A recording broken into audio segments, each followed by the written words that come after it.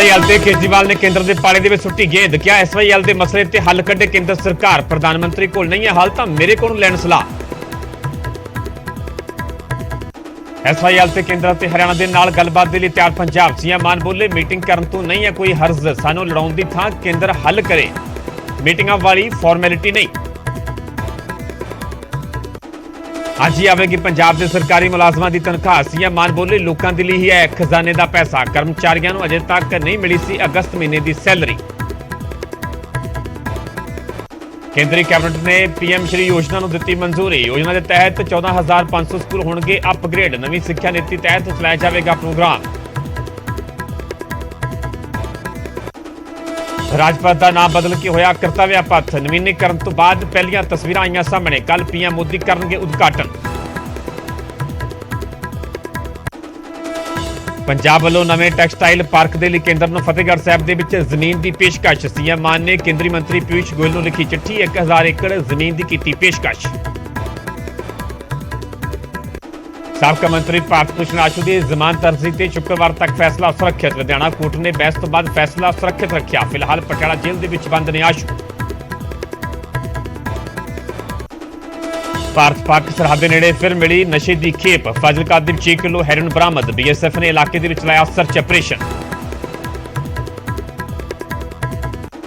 ਮੰਡੀ ਗੋਬਿੰਦਗੜ੍ਹ ਦੇ ਵਿੱਚ 3 ਪੁਲਿਸ ਕਰਮਚਾਰੀਆਂ ਸਮੇਤ 5 ਮੁਲਜ਼ਮਾਂ ਤੇ ਰੇਪ ਦਾ ਕੇਸ ਦਰਜ। ਪੀੜਤਾ ਨੇ ਵਾਰ-ਵਾਰ ਹਵਸ ਦਾ ਸ਼ਿਕਾਰ ਬਣਾਉਣ ਦੇ ਲਗਾਏ ਇਲਜ਼ਾਮ। ਕਿਹਾ ਅਸ਼ਲੀਲ ਵੀਡੀਓ ਵਾਇਰਲ ਕਰਨੀਆਂ ਦਿੰਦੇ ਸਨ ਧਮਕੀਆਂ। ਗੁਰਦਾਸ ਮਾਨ ਦਾ ਨਵਾਂ ਗੀਤ ਗੱਲ ਸੁਣੋ ਪੰਜਾਬੀ ਦੋਸਤੋ ਹੋਇਆ ਰਿਲੀਜ਼। ਵਿਰੋਧ ਕਰਨ ਵਾਲਿਆਂ ਨੂੰ ਦਿੱਤਾ ਜਵਾਬ। ਆਪਣੇ ਅੰਦਾਜ਼ ਦੇ ਵਿੱਚ ਸੁਣਾਈਆਂ ਖਰੀਆਂ।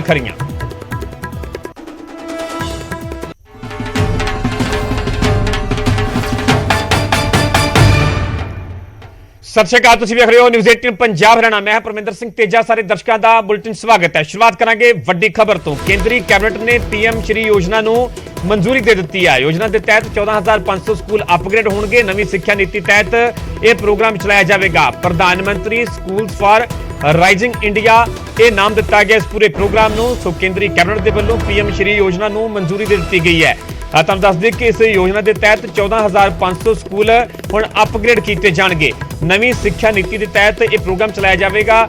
ਜਿਹੜੀ ਕਿ ਸਰਕਾਰ ਤੋਂ ਨਵੀਂ ਸਿੱਖਿਆ ਨੀਤੀ ਲਿਆਂਦੀ ਗਈ ਸੀ, ਇਸ ਦੇ ਤਹਿਤ ਇਹ ਪੂਰਾ ਪ੍ਰੋਗਰਾਮ ਚਲਾਇਆ ਜਾਵੇਗਾ। ਇਸ ਪ੍ਰੋਗਰਾਮ ਨੂੰ ਨਾਮ ਦਿੱਤਾ ਗਿਆ ਪ੍ਰਧਾਨ ਮੰਤਰੀ ਸਕੂਲ ਫਾਰ ਰਾਈਜ਼ਿੰਗ ਇੰਡੀਆ।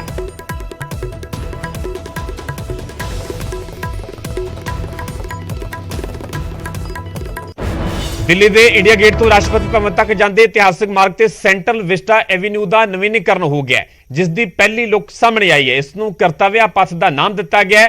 ਪਹਿਲਾਂ ਇਹ ਮਾਰਗ ਰਾਜਪਥ ਦੇ ਨਾਮ ਦੇ ਨਾਲ ਜਾਣਿਆ ਜਾਂਦਾ ਸੀ। ਇਸੇ ਮਾਰਗ ਤੇ 26 ਜਨਵਰੀ ਨੂੰ ਪਰੇਡ ਤੇ ਝਾਕੀਆਂ ਕੱਢੀਆਂ ਜਾਂਦੀਆਂ ਨੇ, ਜਿਸ ਦਾ ਕਿ ਹੁਣ ਨਾਮ ਬਦਲਿਆ ਗਿਆ। ਤਸਵੀਰਾਂ ਅਸੀਂ ਤੁਹਾਨੂੰ ਵਿਖਾ ਰਹੇ ਹਾਂ। ਦਿੱਲੀ ਦੇ ਇੰਡੀਆ ਗੇਟ ਤੋਂ ਰਾਸ਼ਟਰਪਤੀ ਭਵਨ ਤੱਕ ਜਾਂਦੇ ਇਤਿਹਾਸਕ ਮਾਰਗ ਤੇ ਸੈਂਟਰਲ ਵਿਸਟਾ ਐਵੀਨਿਊ ਦਾ ਨਵੀਨੀਕਰਨ ਹੋ ਗਿਆ। ਨਵੀਨੀਕਰਨ ਹੋਣ ਤੋਂ ਬਾਅਦ ਜਿਹੜੀਆਂ ਤਸਵੀਰਾਂ ਅਸੀਂ ਤੁਹਾਨੂੰ ਵਿਖਾ ਰਹੇ ਹਾਂ, ਖੂਬਸੂਰਤ ਤਸਵੀਰਾਂ ਜਿਹੜੀਆਂ ਨੇ ਉਹ ਨਜ਼ਰ ਆ ਰਹੀਆਂ ਨੇ, ਜਿਸ ਦੀ ਪਹਿਲੀ ਲੁੱਕ ਵੀ ਸਾਹਮਣੇ ਆਈ ਹੈ। ਇਸ ਨੂੰ ਕਰਤੱਵਯ ਪਥ ਦਾ ਨਾਮ ਦਿੱਤਾ ਗਿਆ। ਦਰਅਸਲ ਨਾਮ ਹੁਣ ਬਦਲਿਆ ਗਿਆ। ਪਹਿਲਾਂ ਇਹ ਮਾਰਗ ਰਾਜਪਥ ਦੇ ਨਾਮ ਦੇ ਨਾਲ ਜਾਣਿਆ ਜਾਂਦਾ ਸੀ। ਇਸੇ ਮਾਰਗ ਤੇ 26 ਜਨਵਰੀ ਨੂੰ ਪਰੇਡ ਤੇ ਝਾਕੀਆਂ ਕੱਢੀਆਂ ਜਾਂਦੀਆਂ ਨੇ।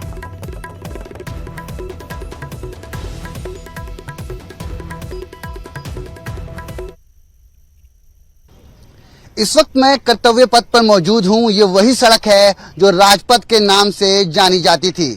इसी सड़क पर देश का पराक्रम, देश का शौर्य 26 जनवरी को पूरी दुनिया देखती है। आपको बता दूं, इस सड़क पर कदम से कदम मिलाकर 26 जनवरी को हमारे देश के जवान, हमारे बड़े बड़े टैंक्स और तमाम टुकड़ियां यहाँ पर जब चलती हैं कदम से कदम मिलाकर, तो पूरी दुनिया भारत का पराक्रम देखती है। आपको बता दूं कि ये वही सड़क है जो एक तरफ राष्ट्रपति भवन तो यहाँ से दूसरी तरफ इंडिया गेट को जोड़ती है। और ठीक दिखा दूं तस्वीरों में आपको कि दूसरी तरफ आप देख सकते हैं कि इंडिया गेट है। और इसी सड़क पर 26 जनवरी को पूरी दुनिया हमारा देश का पराक्रम देखती है। इस सड़क का नाम अब राजपथ नहीं, अब कर्तव्य पथ होगा, क्योंकि NDMC ने आज अपनी इस मीटिंग में मोहर लगा दी है कि राजपथ का नाम अब से कर्तव्य पथ होगा। पूरी दुनिया राजपथ को अब कर्तव्य पथ के नाम से जानेगी। कैमरा पर्सन वीनू के साथ मैं रवि मिश्रा, न्यूज़ 18 नई दिल्ली। रुख करांगे अगली वड्डी खबर दा। अबोहर तो यह वड्डी खबर सामने आई जिथे कि किसानों के वलों अफसरां नूं बंधक बनाया गया। कल तो ही नहरी विभाग के स्टाफ नूं बंधक बनाया गया। एक्सीएन डिप्टी कलैक्टर एसडीओ भी बंधक बनाए गए ने। नहरी विश्राम घर के बाहर दरअसल किसान धरने ते बैठे हुए ने। किसी नूं भी विश्राम घर के अंदर बाहर नहीं जाण दिता जा रहा। अफसरां नूं खाना तक भी मुहैया नहीं हो सकिया। रात भर तो चारे धरने के दौरान एक महिला की भी तबीयत खराब हुई है। सो अबोहर के नाल जुड़ी हुई वड्डी खबर है जिथे कि किसानों ने अफसरां नूं बंधक बनाया होया। कल तो नहरी विभाग के स्टाफ नूं बंधक बनाया गया। इन अफसरां दे विच एक्सीएन भी है, डिप्टी कलैक्टर, इस अलावा एसडीओ नूं भी किसानों ने बंधक बनाया। ते नहरी विश्राम घर के बाहर धरने ते किसान लगातार बैठे हुए ने। ਤੁਹਾਨੂੰ तस्वीरें विखा रहे हैं। रात भर तो चल रहे धरने दौरान एक महिला की भी तबीयत दरअसल खराब दसी जा रही है। महिला की तबीयत भी खराब हुई है। उत्थे ही ਜਿਹੜੇ ਅਫਸਰਾਂ ਨੂੰ ਬੰਧਕ ਬਣਾਇਆ ਗਿਆ ਉਹਨਾਂ ਨੂੰ ਖਾਣਾ ਤੱਕ ਵੀ ਮੁਹੱਈਆ ਨਹੀਂ ਹੋ ਸਕਿਆ। ਖਾਣਾ ਤੱਕ ਵੀ ਮੁਹੱਈਆ ਨਹੀਂ ਹੋਣ ਦਿੱਤਾ ਗਿਆ।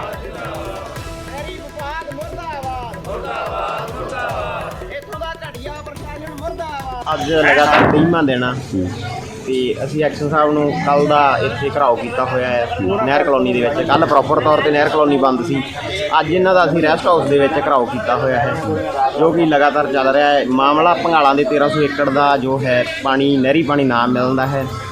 ਜੋ ਇਸ ਵਿਭਾਗ ਕੋਲੇ ਸਾਰੀਆਂ ਅਥਾਰਟੀਆਂ ਹਨ ਇਹ ਪਾਣੀ ਦੇ ਸਕਦੇ ਨੇ, ਪਰ ਲਗਾਤਾਰ ਕੋਈ ਸਿਆਸੀ ਦਬਾਅ ਜਾਂ ਕਈ ਹੋਰ ਕਾਰਨ ਨੂੰ ਮੰਨਦੇ ਹੋਏ ਜਿਵੇਂ ਕਦੇ ਹਾਈ ਕੋਰਟ ਦਾ ਬਹਾਨਾ ਲਾਉਂਦੇ ਆ, ਕਦੇ ਕੁਛ ਲਾਉਂਦੇ ਆ, ਇਹ ਸਾਨੂੰ ਪਾਣੀ ਨਹੀਂ ਦੇ ਰਹੇ। ਮੁੱਖ ਮੰਗ ਪਿੰਡ ਵਾਸੀਆਂ ਦੀ ਇਹੀ ਆ ਵੀ ਸਾਨੂੰ ਜਲਦੀ ਤੋਂ ਜਲਦੀ ਪਾਣੀ ਦਿੱਤਾ ਜਾਵੇ। ਉਹਦਾ ਸਟੇਟਸ ਕੋ ਆਪਣਾ ਹੋਇਆ ਹਾਈ ਕੋਰਟ ਵੱਲੋਂ ਜੀ।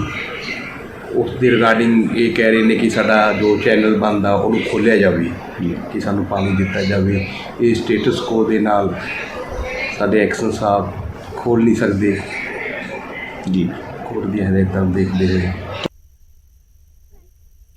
इस खबर से ज्यादा जानकारी लिए साडे सहयोगी सुरिंदर गोयल जुड़े हुए हैं। सुरिंदर, फिलहाल की ताज़ा जानकारी की है, ताज़ा अपडेट की है? अजे भी अफसरां नूं बंदी बनाया होया ते नाल ही किसानां दी मंग की है? किस मंग नूं लैके ये धरना दिता जा रहा है? बिल्कुल बिल्कुल परविंदर की कल का ही धरना चल रहा है। जरा कि विश्राम गया नहरी विश्राम कर रहा है उन्होंने किसानों ने चारों पासे बिल्कुल घेराबंदी की है जिहदे कि नाल महिलावां भी रात भर इत्थे धरने च शामिल रही हैं। और सब तो विशेष गल है कि पूरी तरह बंदी बनाया गया। ना तो उन्होंने बाहर जान दिता जा रहा है, ना ही अंदर आंदा जा रहा है। ਜਦੋਂ ਕਿ ਉਹਨਾਂ ਦੀ ਇੱਕੋ ਹੀ ਮੰਗ ਹੈ ਕਿ 1300 ਏਕੜ ਜ਼ਮੀਨ ਦੇ ਉੱਪਰ ਸਾਡਾ ਨਹਿਰੀ ਪਾਣੀ ਨਹੀਂ ਮਿਲ ਰਿਹਾ ਔਰ ਸਾਨੂੰ ਪਾਣੀ ਦਿਵਾਇਆ ਜਾਵੇ। ਇਸੇ ਗੱਲ ਨੂੰ ਲਾ ਕੇ ਇਹ ਤਰ੍ਹਾਂ ਦਿੱਤਾ ਜਾ ਰਿਹਾ ਹੈ। ਜਦੋਂ ਕਿ ਡਿਪਟੀ ਕਲੈਕਟਰ ਰਾਜੀਵ ਅਗਰਵਾਲ ਨੇ ਵੀ ਇਸ ਗੱਲ ਤੇ ਕਿਹਾ ਕਿ ਇਹ ਸਟੇਟਸ ਕੋ ਅਦਾਲਤ ਤਰਫੋਂ ਲੱਗਾ ਜਿਹਦੇ ਕਿ ਅਸੀਂ ਕੁਝ ਕਰ ਨਹੀਂ ਸਕਦੇ, ਜਾਂ ਐਕਸ਼ਨ ਪਾਣੀ ਚਲਾ ਨਹੀਂ ਸਕਦਾ। ਇਹ ਸਟੇਟਸ ਕੋ ਅਦਾਲਤ ਹੀ ਫੈਸਲਾ ਕਰੇਗੀ ਕਿਸ ਤਰ੍ਹਾਂ ਚੱਲ ਸਕਦਾ ਹੈ।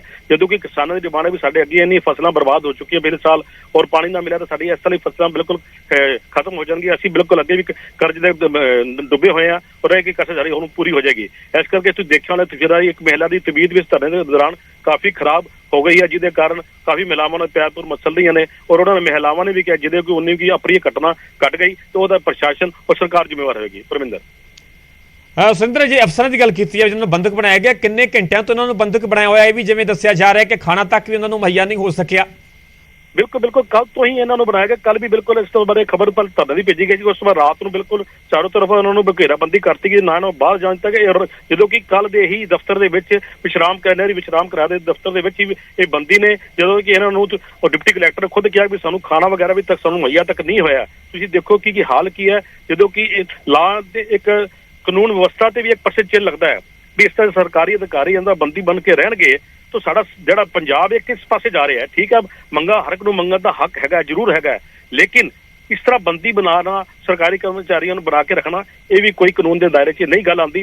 जे अदालत मसला चलता है तो अदालत ने फैसला करना है। इहदे सरकारी कर्मचारी भी की कर सकते हैं। परमिंदर ठीक है सुरिंदर, फिलहाल की पूरी जानकारी तुहाडा बहुत बहुत धन्यवाद। तुहानूं असीं अबोहर दीआं तस्वीरां विखा रहे जिथे कि किसानां दे वल्लों अफसरां बनाया गया। दरअसल नहरी पानी की मंग की जा रही है, इस नूं लैके धरना दिता जा रहा। हालांकि विभाग के वल्लों कोर्ट का हवाला दिता जा रहा। विभाग का कहना है कि मसला पहले ही कोर्ट के है, पर किसान लगातार नहरी पानी की मंग नूं लैके धरने ते बैठे हुए ने। किसानों के वल्लों अफसरां नूं बंधक बनाया गया। नहरी विभाग के स्टाफ नूं बंधक बनाया। इन अफसरां दे विच एक्सीएन भी है, डिप्टी कलैक्टर भी है, एसडीओ भी है। उत्थे ही रात भर तो चल रहे धरने के दौरान एक महिला की तबीयत भी खराब हुई है।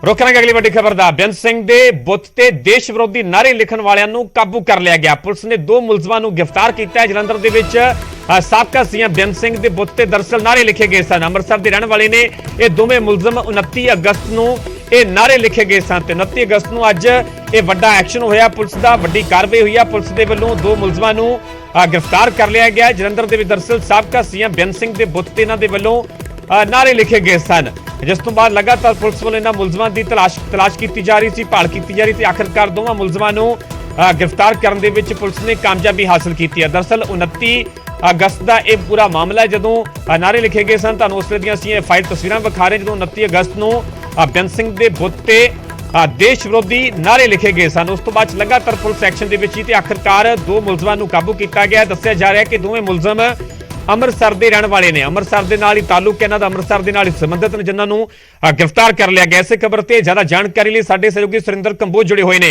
ਸੁਰਿੰਦਰ, ਦੇਸ਼ ਵਿਰੋਧੀ ਨਾਰੇ ਲਿਖਣ ਵਾਲੇ ਆਖਿਰਕਾਰ 2 ਮੁਲਜ਼ਮਾਂ ਨੂੰ ਕਾਬੂ ਕੀਤਾ ਗਿਆ। ਸ਼ੁਰੂਆਤੀ ਜਾਂਚ ਦੇ ਵਿੱਚ ਕੀ ਕੁਝ ਸਾਫ਼ ਹੋਇਆ ਹੈ? ਕੋਈ ਪਤਾ ਲੱਗ ਪਾਇਆ ਕਿ ਕਿਸ ਦੇ ਕਹਿਣ ਤੇ ਇਹ ਸਭ ਕੁਝ ਕੀਤਾ ਗਿਆ ਇਹਨਾਂ ਵੱਲੋਂ? ਬਿਲਕੁਲ ਪਰਵਿੰਦਰ, ਜਿਹੜੀ ਕਿ ਅਜੇ ਪੁਲਿਸ ਦੇ ਅਧਿਕਾਰੀਆਂ ਵੱਲੋਂ ਕੋਈ ਜਾਣਕਾਰੀ ਨਹੀਂ ਦਿੱਤੀ ਗਈ। ਪੁਲਿਸ ਸੋਰਸ ਦੇ ਹਵਾਲੇ ਸਾਨੂੰ ਖਬਰ ਮਿਲੀ ਹੈ ਕਿ 2 ਜਿਹੜੇ ਮੁਜਰਮ ਸੀਗੇ, ਹਾਲਾਂਕਿ 5 ਜਣੇ ਸੀਗੇ, ਜਿਨ੍ਹਾਂ ਵਿੱਚੋਂ 3 ਅਜੇ ਫਰਾਰ ਹੈਗੇ ਨੇ। 2 ਜਿਹੜੇ ਮੁਜਰਮ ਹੈਗੇ ਨੇ ਉਹ ਅੰਮ੍ਰਿਤਸਰ ਤੋਂ ਇਹਨਾਂ ਨੇ ਗ੍ਰਿਫਤਾਰ ਕੀਤੇ, ਜਿਹੜੇ 29 ਤਰੀਕ ਨੂੰ ਜਿਨ੍ਹਾਂ ਨੇ ਮਰਹੂਮ ਤੇ ਪੂਰਵ ਜਿਹੜੇ ਸਾਬਕਾ ਮੁੱਖ ਮੰਤਰੀ ਸੀਗੇ ਬੇਅੰਤ ਸਿੰਘ ਜੀ, ਉਹਨਾਂ ਦੇ ਪੁਤਲੇ ਦੇ ਉੱਪਰ ਇਹਨਾਂ ਨੇ ਸਲੋਗਨ ਲਿਖੇ ਸੀ, ਖਾਲਿਸਤਾਨ ਦੇ ਨਾਰੇ ਲਿਖੇ ਸੀਗੇ ਤੇ ਲਿਖ ਕੇ ਉੱਥੋਂ ਫਰਾਰ ਹੋ ਗਏ ਸੀ। ਤੇ ਜਲੰਧਰ ਦੀ ਪੁਲਿਸ ਨੇ ਇਹਨਾਂ ਨੂੰ ਅੰਮ੍ਰਿਤਸਰ ਤੋਂ ਗ੍ਰਿਫਤਾਰ ਕੀਤਾ ਹੈਗਾ ਔਰ ਥੋੜੀ ਦੇਰ ਪੁਲਿਸ ਕਮਿਸ਼ਨਰ ਜਿਹੜੇ ਹੈਗੇ ਉਹ ਇਹਦੇ ਬਾਰੇ ਖੁਲਾਸਾ ਕਰਨਗੇ ਕਿ ਹੋਰ ਇਹਨਾਂ ਕੋਲ ਮੁੱਢਲੀ ਪੁੱਛਗਿੱਛ ਕੀ ਧਾਮਣੇ ਆਇਆ। ਫਿਲਹਾਲ ਦੀ ਘੜੀ 'ਚ 2 ਮੁਜਰਮ ਗ੍ਰਿਫਤਾਰ ਕੀਤੇ ਨੇ ਤੇ 3 ਜਿਹੜੇ ਹੈਗੇ ਉਹ ਫਰਾਰ ਦੱਸੇ ਜਾ ਰਹੇ ਨੇ ਜੀ।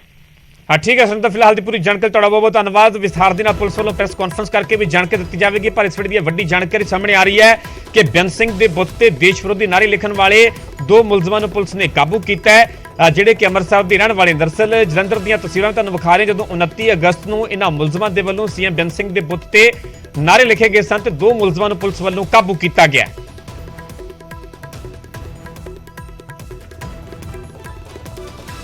रुक करेंगे अगली बड़ी खबर। दस रही अकाल तख्त साहब के जथेदार मिले ने कैथोलिक चर्च के बिशप। तख्त श्री केसगढ़ साहब के जथेदार ज्ञानी रघबीर सिंह भी नाल मौजूद रहे। मीटिंग तो बाद बिशप के वल्लों बयान भी दिता गया। उन्होंने कहना है कि श्री अकाल तख्त साहब के नाल तालमेल रखा जाएगा, विशेष तालमेल कमेटी का गठन किया जाएगा। पंजाब की शांति ते भाईचारक सांझ भंग नहीं होने देवांगे, भी साफ किया गया बिशप के वल्लों कि पंजाब की शांति ते भाईचारक सांझ किसी भी कीमत ते भंग नहीं होने दी जाएगी। करामात का दावा करने वाले क्रिश्चियन आगुआं का विरोध करांगे। उन्होंने वल्लों भी किया गया है, यह भी कहा गया है कि करामात का दावा करने वाले क्रिश्चियन आगुआं का विरोध भी किया जाएगा। दरअसल पिछले दिन यह काफ़ी विवाद गरमाया। एजीपीसी को सीधे तौर पर इल्जाम लगाए गए कि जबरदस्ती जो धर्म परिवर्तन किया जा रहा है। इस नूं लैके श्री अकाल तख्त साहब जथेदार का बयान भी सामने आता है। पिछले दिन तरनताਰਨ ਦੇ ਵਿੱਚ एक चर्च के बेदबी का मामला भी सामने आता है। इस दे विचाले अकाल तख्त साहब के जथेदार नूं मिले ने कैथोलिक चर्च के बिशप।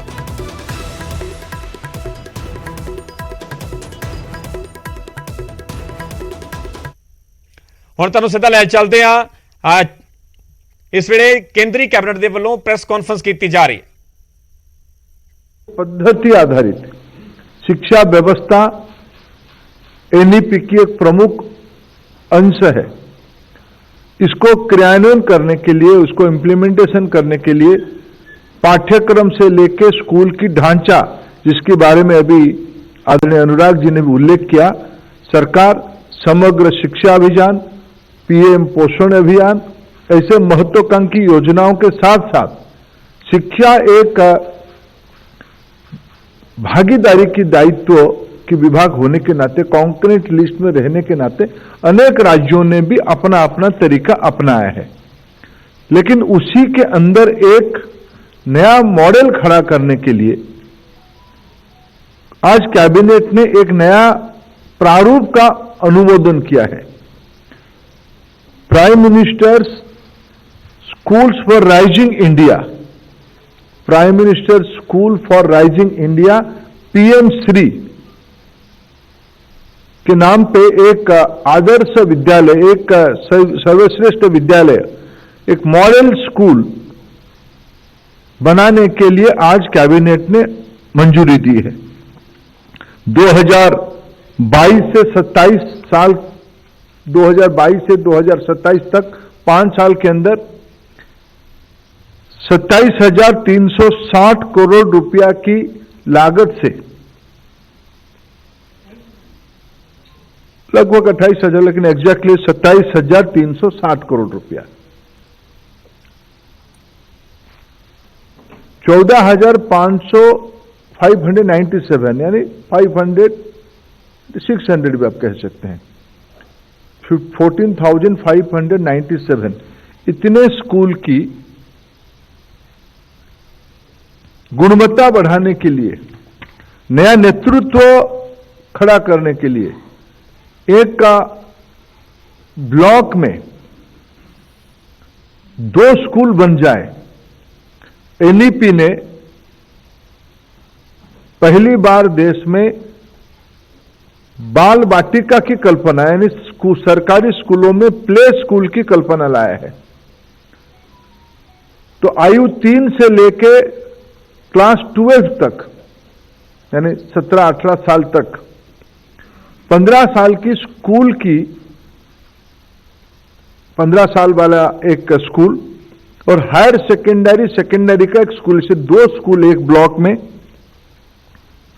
एक केंद्रीय योजना लागू की जाएगी।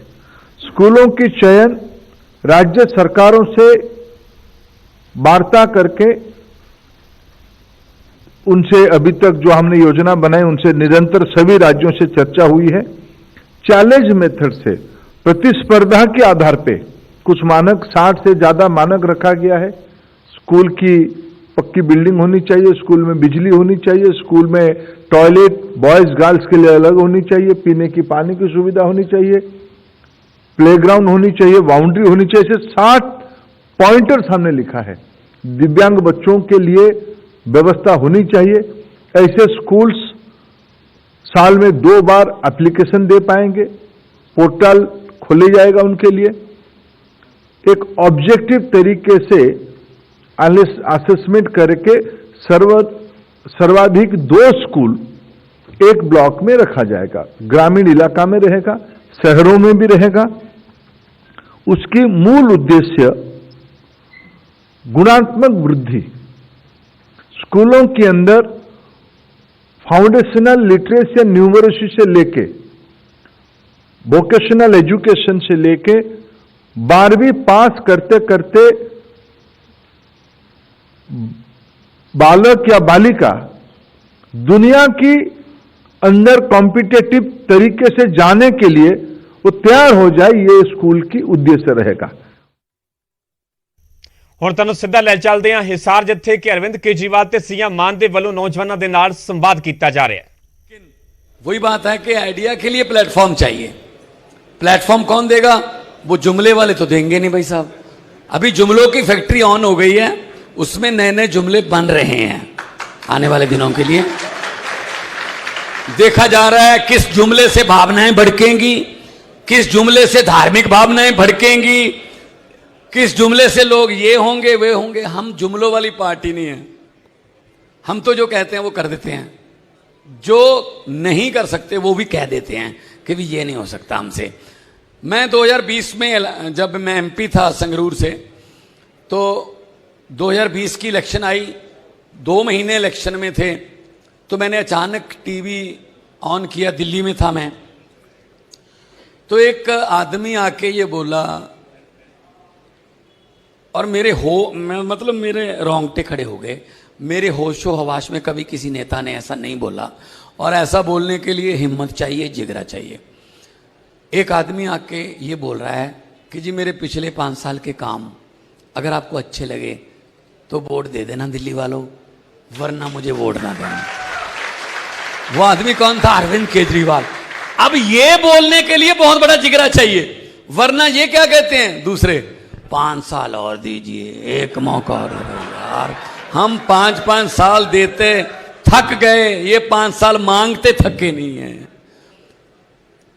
तो हम खुद आगे बढ़ेंगे, हमें कौन रोकता है? हम आगे बढ़ेंगे, हम सिस्टम को चेंज करेंगे। यही आज के जो प्रोग्राम है, आज शुरू हुआ है make India number 1। India number 1 बहुत सी चीजों में हो सकता है, लेकिन वैसे ही बस ऐसे सिस्टम में घिर चुका है कि हम चाहते हैं चलो यार विदेश चलते हैं, ब्रेन ड्रेन हो रहा है, नहीं होना चाहिए।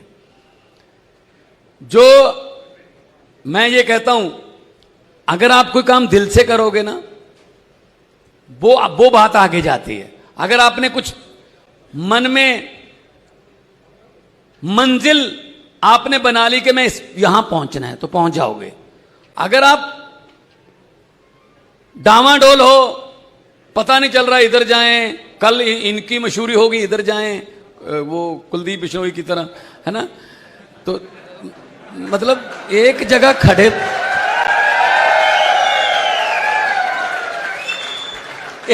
खड़े रहो भाई, कोई तो स्टैंड हो। अब दूध वाले के मोटरसाइकिल की तरह ये थोड़ी है कि जिधर को टेढ़ा कर दिया वहीं उधर रुक गए। स्टैंड तो होना चाहिए ना कि मेरा ये स्टैंड है, मेरा ये मोटिव है, मेरा ये मंतव्य है, मेरा ये एजेंडा है। तो लोगों की झूठ जो अभी तक हमें नेता मिले, उनसे हमें झूठ मिला कि यार नेता है, ये झूठ बोल रहा होगा। मतलब ये परसेप्शन बन गई कि नेता है यार, झूठ ही बोल रहा होगा। क्योंकि हमें 15-15 लाख हर खाते में आने के वादे मिले, हमें नोटबंदी के बाद पता नहीं क्या क्या के वादे मिले, तो फिर हमारा वो और भी पक्का होता गया यकीन कि नेता हैं, झूठ बोल रहे होंगे। मैंने एक सीडी में एक स्टायर किया था, पॉलिटिकल व्यंग किया था कि नेताओं ने एक लग्जरी बस किराए पे की दिल्ली से, 30-35 हमारे देश के नेता विदाउट एनी सिक्योरिटी बस में, सिक्योरिटी जो थी वो सिविल में रोड पे लगाई और मनाली घूमने के लिए जा रहे हैं। अब लोगों का कैसे विश्वास उठ गया नेताओं से कि ये झूठ बोलते हैं, सिर्फ झूठ बोलते हैं। इसकी बड़ी अच्छी उदाहरण है। तो बस जा रही थी, तो अंबाला के बाद राजपुरा में क्रॉस किया पंजाब में, तो राजपुरा के पास बस एक गड्ढे में पलट गई। अब सिक्योरिटी ने सर्च करना शुरू किया कि इस पॉइंट से तो आगे चली गई थी, इस पॉइंट तक पहुंची नहीं, इन दोनों पॉइंट्स के बीच में है। तो वहीं एक किसान काम कर रहा था खेतों में, तो उनसे पूछा, उस किसान से पूछा गया कि आपने ये बस इस कलर की, इस नंबर की देखी है? किसान ने कहा हाँ देखी थी, इस गड्ढे में पलट गई थी। तो सिक्योरिटी वालों ने पूछा कि अब कहाँ गई? वो कहते जी मैंने उसके ऊपर मिट्टी डाल दी। तो सिक्योरिटी वालों ने पूछा इसका मतलब जो उसमें सवार सभी 30-35 नेता थे वो सभी मर गए थे क्या? तो किसान ने कहा कि नहीं नहीं, सभी नहीं मरे थे, अभी 20-25 जोर जोर से चिल्ला रहे थे कि हम अभी जिंदा हैं, हमें बाहर निकालो। मैंने सोचा नेता हैं, झूठ ही बोल रहे होंगे, मिट्टी डालो।